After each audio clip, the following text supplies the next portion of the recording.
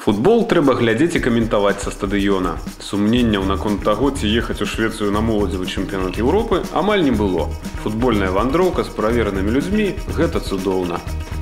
Аўтамабільны марш-кідок з Мінска да польскага порта з мілагучнай назвай Свінаусція заняў крыху меней сутак. Адтуль праз ветраную Балтыку да шведскіх берагоў яшчэ ноч мы плылі на вялізным пароме. Стартавым пунктам нашага шведскага ваяжу значыўся Мальме, трэці па велічыні горад краіны Карлсена. Менавіта тут нашай зборнай было наканавана гуляць першыя два матчы групавога этапу моладзевага чэмпіянату Еўропы.